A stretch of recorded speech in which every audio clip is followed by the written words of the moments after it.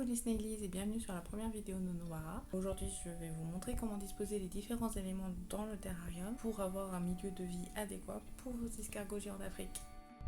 Donc pour ce faire, je vais vous présenter le terrarium des Lissacatina Immaculata Pantera. Nous allons commencer donc par le substrat. Donc la couche de substrat, comme vous pouvez le voir, on a une couche de billes d'argile donc qui a été mise sur 2-3 cm. La couche de billes d'argile, c'est une zone tampon pour l'hygrométrie. Elle nous permet de ramener un peu d'eau si jamais il n'y en a pas assez, car les billes d'argile sont imbibées. Et ça fait aussi une zone pour l'excédent d'humidité quand on arrose un petit peu trop. Ça aide beaucoup à la stabilité de l'hygrométrie. Ensuite, on a un tapis corticole pour éviter de mélanger les billes d'argile avec l'humus, le substrat. Le substrat, moi j'utilise de l'humus de coco, que j'enrichis un petit peu avec du broyat de feuilles de temps en temps. On peut utiliser de l'humus de forêt et on enrichit au broyat de feuilles sèches de temps en temps. Surtout, pas de mousse de sphaigne ou d'humus de sphaigne qui est acide. Ça va abîmer et décolorer les coquilles sur le long terme.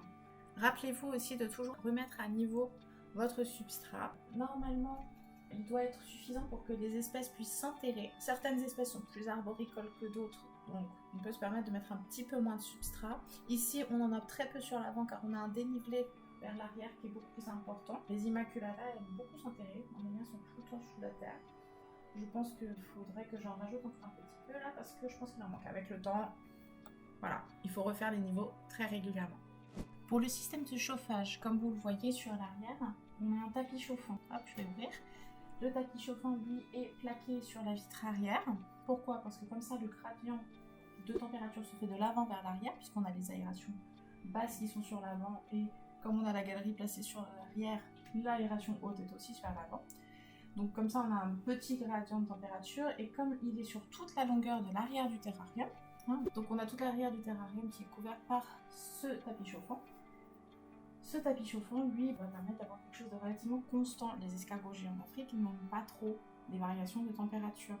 Ce n'est pas comme des serpents où il y a besoin d'un point chaud particulier. Là, on a un point chaud, certes, mais beaucoup plus constant et beaucoup plus large qu'avec des serpents, par exemple.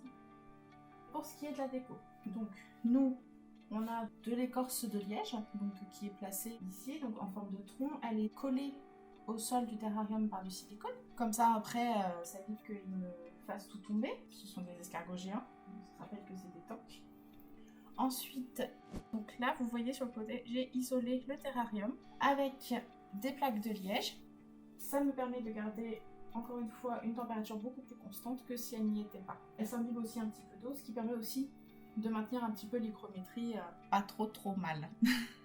Et là, on en a un qui nous dit bonjour.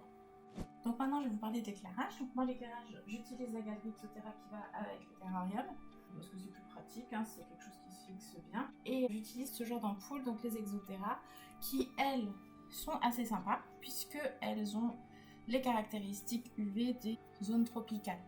Donc quelque chose qui se rapproche au mieux de la lumière naturelle de leur environnement. Les plantes.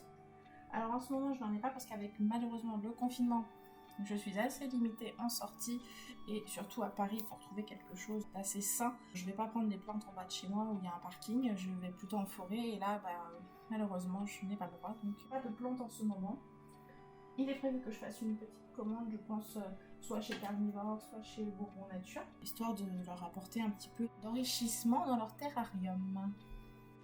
Pour ce qui est de la brumisation, donc moi j'utilise des brumisateurs, donc j'en ai un de chez Bourbon Nature et j'ai une Monsoon de chez Exotera. Alors, celui-ci n'est pas disposé d'un brumis, mais j'utilise le fameux Pchit, notre ami national, comme vous pouvez le voir. Hop, le fameux, donc on pompe, on a la pression, Pchit, tout le monde est content, il y a de l'eau. Ensuite, il y a le brumisateur. Le brumisateur, on a ce genre de petites choses ici. Donc ça, c'est une tête de brumisation. Elle se fixe sur le haut de votre terrarium. On la passe sur le grillage ou sur un support, ça dépend ce que vous avez. On la passe, on la fixe. On oriente à 45 degrés pour avoir quelque chose qui se recouvre. Donc de préférence de chaque côté de votre terrarium. On voit pas grand chose là malheureusement pour la brumie. J'essaierai de refaire un tuto plus complet où on pourra voir plus simplement. parce que celui-ci n'en a pas. Petit point sur le chauffage, je rappelle que tout système chauffant dans un terrarium doit être couplé avec un thermostat. C'est une question de sécurité, c'est vital. Ça vous permet d'avoir une stabilité non seulement au niveau de la température de votre animal, mais en plus d'éviter des départs de feu qui peuvent se produire. C'est très très très important. On branche le tapis chauffant sur le thermostat à la prise électrique, on règle la température et c'est sécurisé. Personnellement, je recommande les Abistat qui sont les plus stables à ma connaissance, surtout ceux avec la technologie Pulse Control, Pulse Control, je sais plus. J'aime pas trop les autres. En général, j'aime bien aussi avoir un thermomètre et hygromètre.